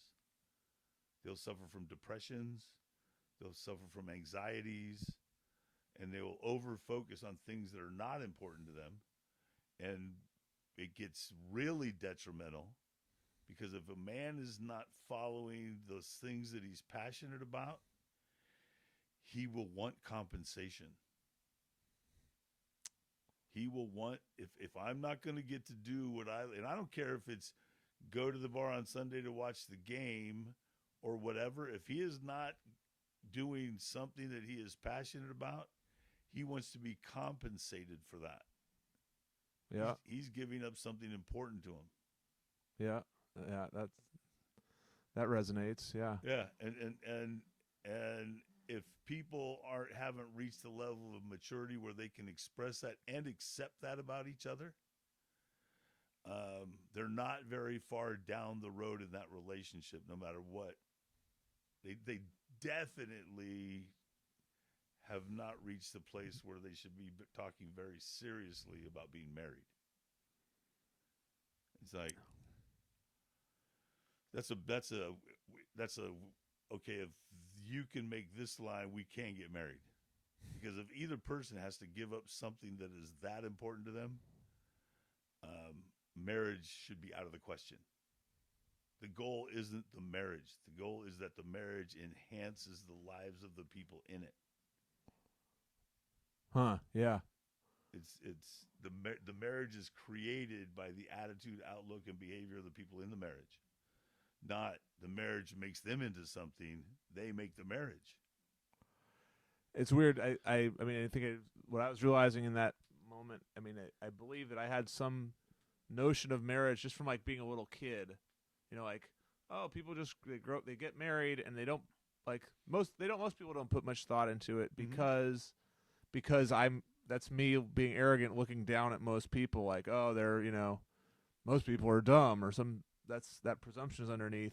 So then I'm like imagining most people going on without having sort of a thin or superficial type of relationship.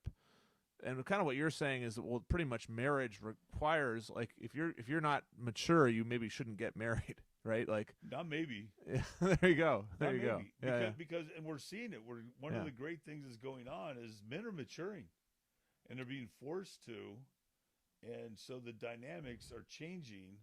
There's a lot of men in their 30s and 40s who have no interest in being married. And there's nobody making marriage worth it because the idea so far has been that if a man gets a woman, he is experiencing some level of privilege, some level of grace is being bestowed upon him, A and that woman's touch. it is such an honor that he gets to marry one of those. And I'm not saying that's not true, but I am saying, and there's a whole bunch of other things that go along with it. That once the damsel becomes a queen, is like there is a whole bunch more that that queen has responsibility for. That if she doesn't know that she has those responsibilities, and she just thinks that everybody is going to keep treating her from a position of her privilege, she's in for a rude awakening because she'll never feel good enough about herself. First of all, because she's not doing anything to feel good about herself. I was doing a workshop one time for young men and trying to explain to moms some stuff about young men, how they work. They used to call it all puberty, right? When we just had a more simple lifestyle, we used to say they hit puberty and they get crazy and they do crazy stuff, they break Mm-hmm. stuff, and blah blah blah. Mm-hmm. Now we call them criminals. Huck Finn and Tom Sawyer would have been in youth authority for sure. But like moms are, and the women that I was dealing with at the time are, they want to make it about husbands and how come my husband and blah blah blah. And what was clear was that these women forgot that they have a responsibility in life of how they are with men. And if you're a certain way with men, men are going to respond a certain way. We're not, and they had been convinced in their lifetimes, and these were women that were close to what my age is now. This is 20 years ago. And they go, well, how come he has lost interest in sex? And I said, well, because how much time do you put in being interesting when it comes to sex? And they're like, what? Because they were convinced by their predecessors that men just want to have sex. Just like, yeah, Right. just if you anytime that a man wants to have sex, just have sex with him because he always wants to have sex. Like there's nothing that sparks a man's interest that he just wants to have sex. And so, and these women had lost touch with the fact that, some men think sex should be interesting. And that would be something that would maybe prolong his life, Yeah. literally, Mm-hmm. is him being interested in sex. And it would be one of those things that you might be interested in doing is keeping sex interesting, not just be available for it if he feels like it. And as you can imagine, it was met with some irresponsibility because they had all fooled themselves into believing that there's nothing required of them except for saying yes. Yeah. and so because they shouldn't have to. And this is coming off of a generation of bashing men for objectifying women, et cetera, et cetera, et cetera, which is total bullshit because the makeup industry says that women objectify women and women objectify themselves and they turn themselves into things that they're not intentionally. And then they blame men for their behavior and it was all men's fault. And now, that's getting turned around pretty well nowadays because women are very clear that, you see women doing all kinds of things that they can't blame men for what they're doing anymore because they're doing it to themselves. They're starting to take responsibility for, I don't know how many men I've never met. I've only met one man. I've met one man who actually recommended breast augmentation for his woman. Mm-hmm. I've met one. Mm-hmm. I've met a lot more than one woman that's had that done because of how she felt about herself. So these women are taking responsibility for it now, their own objectification, so they can feel whatever they want to feel about themselves. But that's, the last few years. It's like, and it's that responsibility that prepares you to be married. It's like if you can't take responsibility for yourself and how you're going to look at things and how you're going to interact, you're not ready. Because once you get to the point of being married, you've got to be responsible for what a marriage does. And that affects the entire community. How you get along with your partner affects your children, your grandchildren, your neighbors' children, other couples. When you're married, other couples look to you to see about being married. It's like, and that's a community responsibility you have. You're not married in a void. You're always an example. And if you're not ready to take that responsibility on, you're not ready to be married.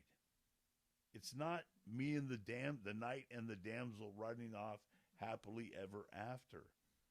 You have to be ready to be exposed. The armor's got to come off. The agreements have to be made. You walk through the village together.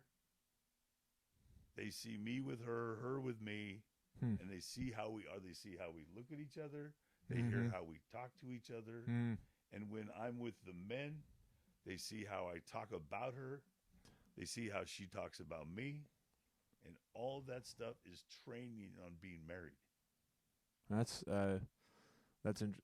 interesting in one respect because it reminds me of how we talk about being on a men's team and how we want to be looked at, or like the way we talk to each other, it's supposed to make men want to do that, similar, like join a men's team, similarly like get married, I guess,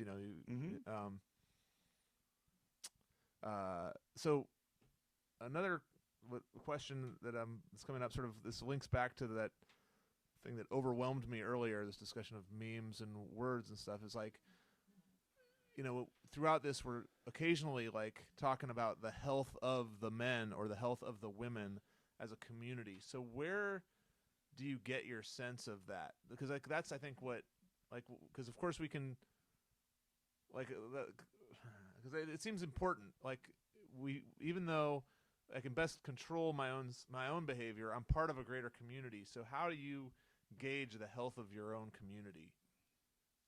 Well, the shittiest thing about that is this, and I mean this in seriousness and in fun. Yeah. I never crave broccoli. Okay. Health is that hard. So you have to have some criteria for it.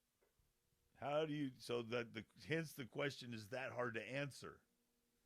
It's like, well, first of all, Mark, you got to eat broccoli.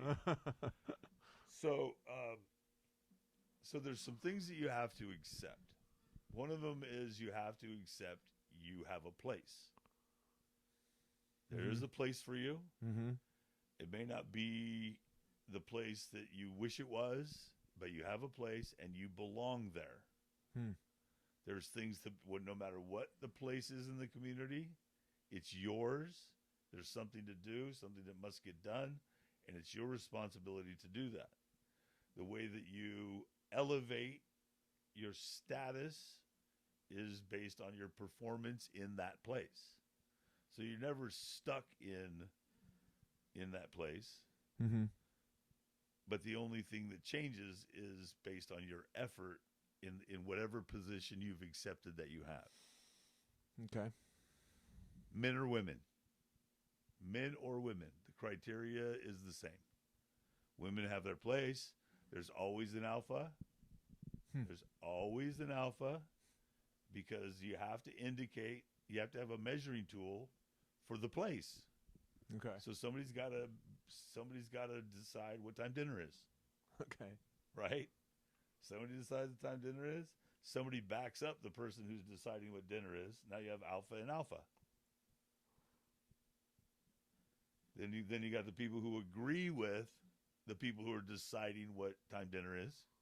Now you got beta. Huh. Right? All right. And then then you go to the other end of it. You got to say that there's some things that aren't acceptable. Yeah. Hey, there's some shit we don't do around here. Yeah. And here's the line. And at some point, if you fall off the line, you're out. Yeah. Everybody doesn't get to participate. Right. If you're not, and we are strong enough to draw that line. If the cost of keeping you is too expensive, we're not going to keep you. Right. That's a little like the discussion earlier about whether it's dealing with when people get emotional or expressing. Yeah. Yeah. It's like there's some things you do, some things you can't do. I mean, like I was taught early on, it normally came with a tap on the leg. You've talked enough. That's how. Yeah. Give somebody else a chance. Yeah. So there's ways of teaching these things that aren't necessarily, just always verbal. They're not always humiliating. They're not always embarrassing. Yeah. But they get called, and then they're understood. And if it goes over time, it gets understood over time. And that's what we're struggling with as a culture right now. Is we're changing the rules. Yeah. And but nobody is willing to take the responsibility of what we're changing them into. Yeah. We're willing to say that we're not going to follow this rule. It's like what you said about the Snow White isn't going to be laying around waiting asleep anymore. Well, if you're eating a poison apple, she didn't really have a choice about waiting around now, did she? That just tells me that the damsel in distress is talking about the damsel in distress. Here's a girl in distress who's trying to make rules about ridiculous ideas because of her maturity level. Yeah. I don't know how old the person was, but she might have been 60 and saying shit like that, which would have been ridiculous because she changed the context of it to be negative. Right. So we got to have the maturity to not only make the rules, but to state what they are. And then there's got to be the strength to enforce them.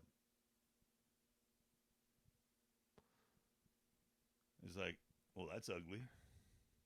That's going to hurt. That's generally why you'll see that old people are generally quiet, because they have had to do the things that are very painful that keep communities together.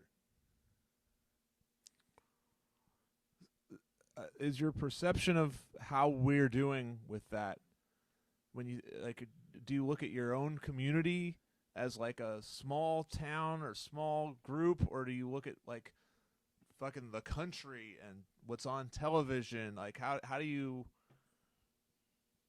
yeah, I mean, this is very much, I think, in Man to Men Weekend you talk about filtering out the bullshit, right? Mm-hmm. The bullshit. So like if you're taking in information about the whole country, which part is actual information that you can, add to your stash, and which part is the bullshit? Well, I am the kind of person, or at least I think I'm the kind of person. When I walk into the room, people know I'm there. I'm not invisible. I just, whatever energy I've got is noticeable. It's just the blessing and curse of who I am. Now, I have to take the responsibility of what I want to be. What do I want people to see?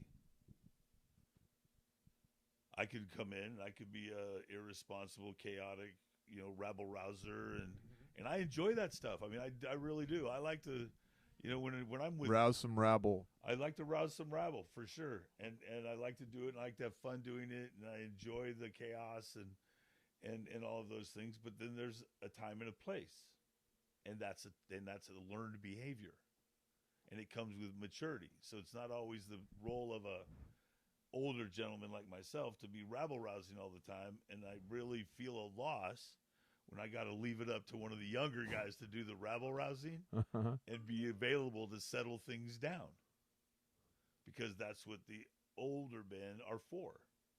Okay, I know how to calm this down. I sure wish I could have been the one to liven it up, but I got to calm it down now. So we all got our place, but because I've had enough life experience to calm it down, not let it get out of hand. I can normally stop things before somebody gets broken. So we all have that. We all have our place in it, and you got to take. So when I'm at right now, when I'm at the place we're staying, when I walk outside, I'm noticed. But I got to take responsibility for what's being seen.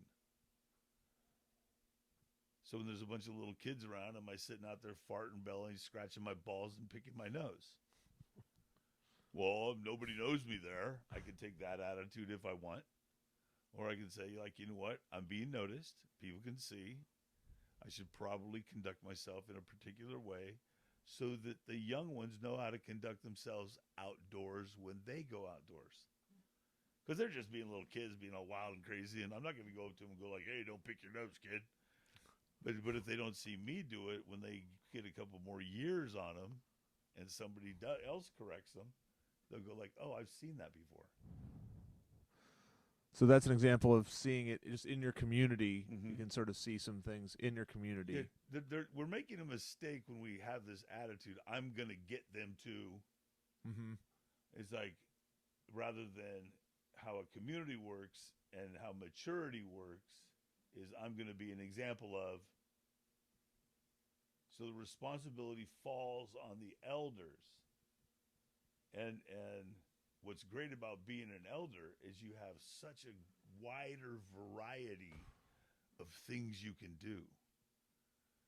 Because young guys are way self-conscious and only can let certain parts of themselves show, and are afraid that you're going to catch them in a mistake, and they're faking it. They don't know if they're doing anything right. And they're pretending like they know everything and they're doing everything right. And on the inside, an old guy is just chuckling and waiting for it. and it's fun. It's fun being an elder and in the community and watching it go on and going like, I wonder how long he's going to get away with this. Because it's coming down. It's not going to hold up. And you have enough years to know it's not going to hold up. I was at a drug rehab, and I was talking to one of the counselors, and the counselor said, la, la, la. And I said, la, la. He go, you don't know that. They told me that. He go, you don't know that. And I looked at her, and I was feeling particularly feisty that day. I go, you want to bet? They're like, what? I go, I'll bet you money. I'll bet you money I know that. How could you know that? It hasn't happened yet, and blah, blah, blah. I said, because that's what happens. And she was like, well, no, but she wanted to treat life like everybody's different. Okay, everybody's different, but everybody's the same too. That's what you learn when you're old. Yeah. Glory to everybody. We're all different, and we're all the same. So you know what's going to happen. You're not going to be surprised by much by the time you get much over 50. It's going to be like going, oh, God, this is happening again. And if you're really smart, you see it coming and you leave before it happens so you don't get hurt by it. It's like, oh, this is getting a little too out of hand. I think I'll leave. So I forgot where that all started, but that's where it ended. Well, it was curious about starting like interacting with the community, like so. and the health of the community, like we were talking about broccoli. But then it was then it was also just sort of I was thinking about the size of the community that you can actually make observations about. Mm-hmm. Like when you say, so when we say like people are entitled now or people are getting less mature, like are we talking about just in our personal experience, or is it like, or how much of our experience is the culture, the stuff that we're like trying to filter out of like media, and how much of that is bullshit? Well, here's the impossible thing for me in the media. Yeah. I don't know who the media is, what the media's agenda is, and who they're talking about. Mm-hmm. So there's part of the media where nobody's responsible for anything and everything's happening in a void and it's just happening. Mm-hmm. And a lot of information is presented that way. Like, Yeah. there's no cause; it's all effect, and we're being affected, and nobody is willing to say, "Blah." It's this, and then there's the finger pointers who can't, and whoever they're pointing the finger at, it doesn't lead to whatever the conclusion is. Right. And so the media isn't making much sense to me right now because the stories as they're told don't have a beginning, middle, and an end. There's no linear way to follow it. So there's some big chunks of the story not being told. Okay. Yeah. Because that's kind of the nature of the story. It's got a beginning. There's like, they set off on a hike. They started climbing up the hill. They wove around, and they ended up at the top, right? And so I don't trust the media, just because, not because of the information, but because it's not complete. Right. And so it's hard to sit there and point at whatever you're going to point at, and so what you get is snippets of ideas that trigger emotion, and which can't be trusted. Yeah. Yeah. It's like, oh wow. Because if you start asking yourself, why are they telling me that? Now. Yeah. Yeah. Like here, they're like more currently, it's a year ago we're hearing all this stuff about the Ukraine. Now we're hearing about everything they told us about the Ukraine isn't true. And it's like either side of that story. Why are they telling me that? Yeah. Why of all the things, these are gigantic media-driven companies. Why are they telling me that? Yeah, and maybe it, so that sort of adds some perspective, because you talked about they can manipulate using words, and it's like who's they? Well, it's these it's these big companies, these big media companies, but also maybe if the stories they're telling are incomplete, that also could tell us that that they're not telling this, like, I mean, from what we were just talking about before about like judging a partner. If a partner's trying to manipulate you, you don't want really, they're not mature, or So similarly, like we could extrapolate that the media is full of immature, or there's like, we could judge the immaturity of where we are all at as a society based on like, well, our media doesn't seem very mature. Yeah. Well, you figure like it's a high level of immaturity if we know that we're creating products that are destroying the planet that we need to survive. That's just immaturity. Back in the 70s, it was air. It's like, we got to do something about polluting the air because this is becoming unbreathable. Mm-hmm. And so minimally what they did is they got the color out of the stuff they're polluting the air with. I don't know if they got all the lead out, but but at least they got the color out of it, so at least the sky looks blue again. Jesus. Okay. What do we know?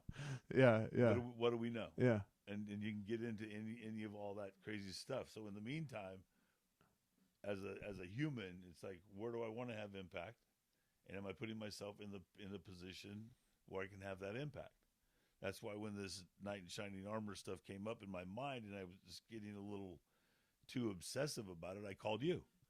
I said, Dittmer, we got to do something because this stuff's driving me crazy. This idea, because I really see that the issue is that we're holding on to portions of these old stories that are keeping our men from maturing in their relationships, and they're getting involved and remaining too immature for too long to have effective relationships to build societies with. Hmm. Because the man and woman relationship and how that functions is what society is built on. Yep. And so when the men aren't mature enough, because for all the reasons that we're not, and the women aren't mature enough because of all the reasons they're not, they're trying to pretend they can define the other person's responsibilities while they're not taking any responsibility for the decisions they're making. They're all too immature. And then if you're like myself in the online argument, once you instead of like acknowledging failure, you the another option rather than acknowledge failure is to deny responsibility or try to put it on the other person. Yeah. And try to survive that way. It's kind of a survival. Well, and what I'm saying is that we are already at such a deficit of personal responsibility that when all these people are saying whatever they're saying, especially when it comes to local behavior, I mean, we have got to step up our involvement in our communities. Yeah. We have got to be vigilant in what we're doing, and we got to support each other in doing it. Yeah. But that means we have to have the discipline to adhere to rules. Yeah. And we got to make the rules clear. Yeah. I got to go. I was just I'm laughing because I'm thinking like, what's the best conclusion? And I'm like, oh, that's it. That's the best conclusion right there. Hey, thanks a lot for coming on. Thank you. Hopefully more times to come. But I hope we got it. I hope we got into that Knights in Shining Armor the way like you wanted. To be continued. But it sounded. You know what it sounded like though is that like, man, you've got to. I think that experiences like people who are happily married or who've been through it the way kind of you and your wife have, like where you've been married a long time and are like, yeah, I'm it's difficult, but I'm here, or like, yeah, they're it's not all fucking happily ever after, but I did it, we've done it, yeah. I respect her, she respects me. It's rare, so it's a way like I think you feel like sort of. It's a responsibility to share what's working or share what works. And I know the being protected by the ferocity of a woman. Yeah, I've accepted that as a part of my life. Yeah, you've been vulnerable. You've been had your armor off. Is this woman has exposed herself in a way that she is so trustworthy that my security is high. Yeah. And which makes me brave enough for us to have this conversation. Yeah. Because there's probably not a few years ago where this conversation couldn't be had. Yeah. Except for I keep talking to her, me and her keep talking about these things. And she's glad that I'm here to have this conversation with you. So thank you. Thank you, Mitch. Thanks again. Do it again. Hey.